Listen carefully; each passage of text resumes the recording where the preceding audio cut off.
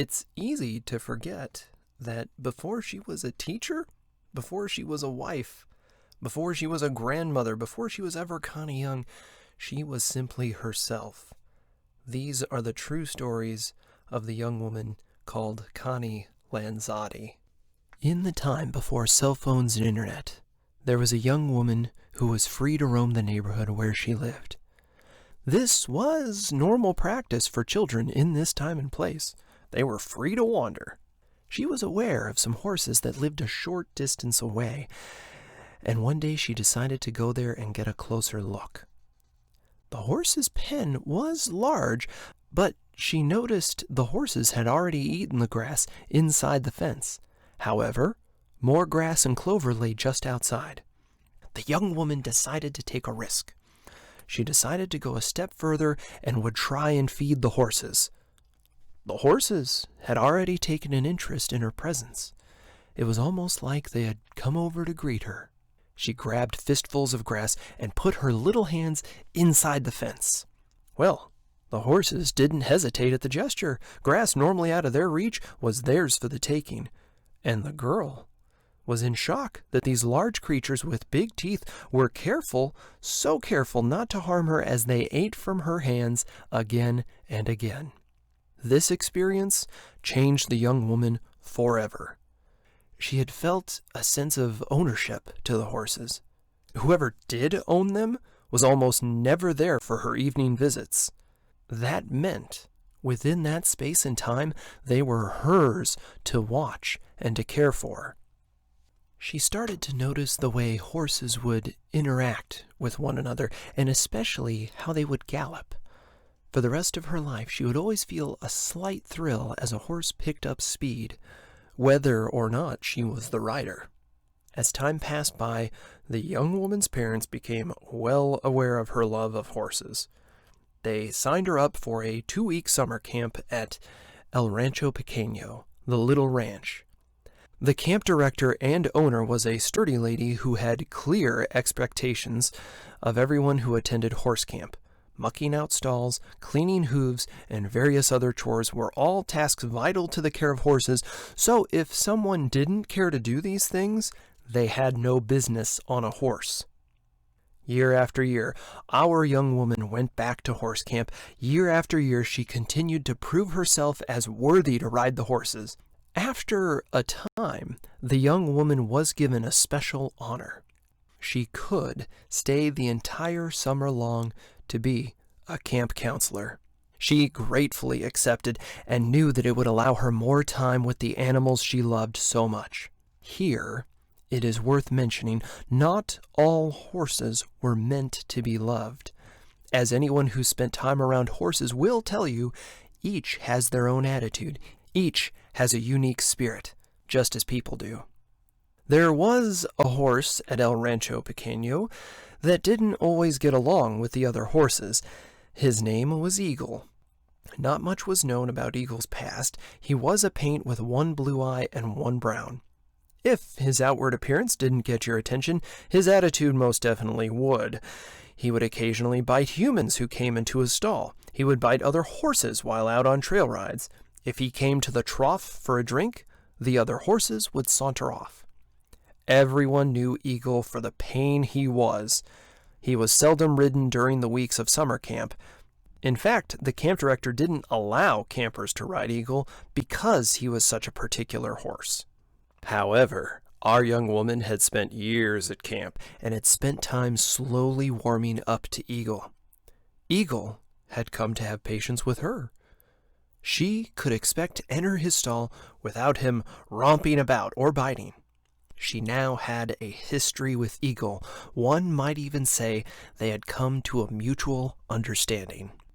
The camp director decided to let the young woman take Eagle out for a full trail ride. Taking Eagle out for a full trail ride without incident would be a high honor for the rider who could accomplish it. It might even suggest the rider had achieved a skill level above the others. As you could imagine, most campers didn't want to bother with Eagle's stall, much less take him for a ride.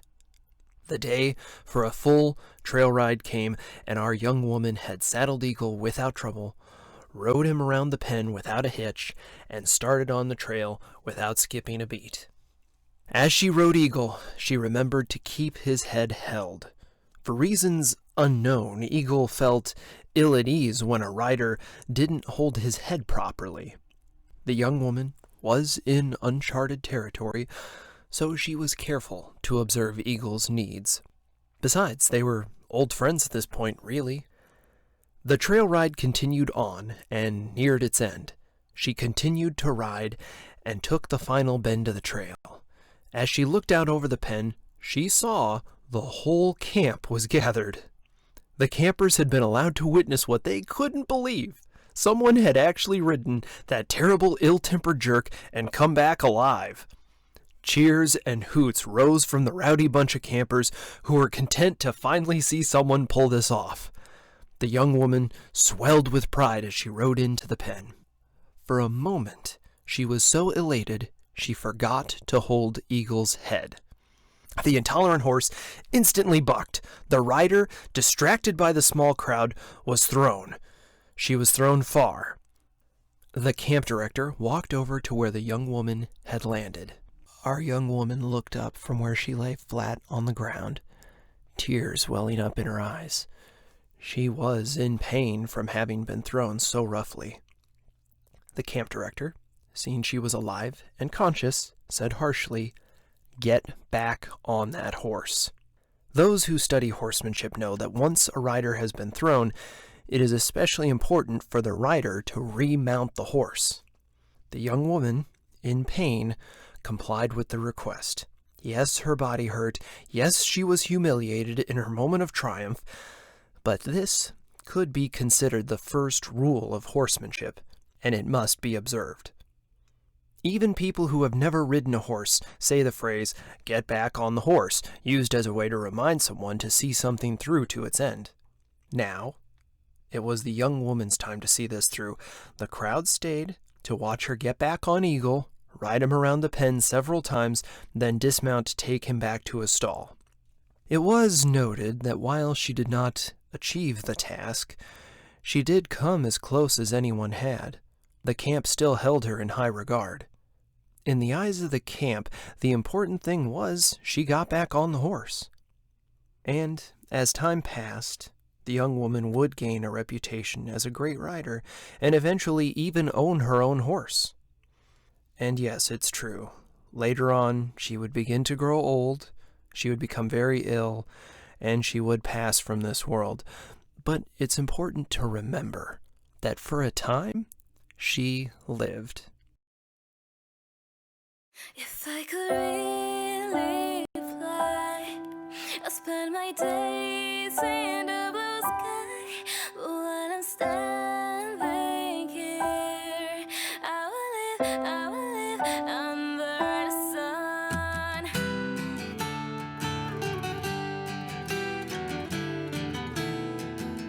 All the sadness that I keep inside on my soul, and all the pain that I had, really can't stand them no more.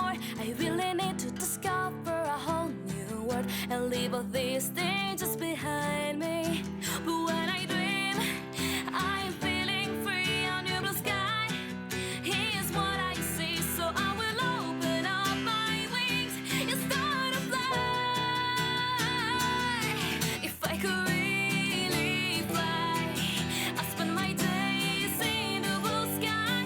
But while I'm standing here, I will live under the sun.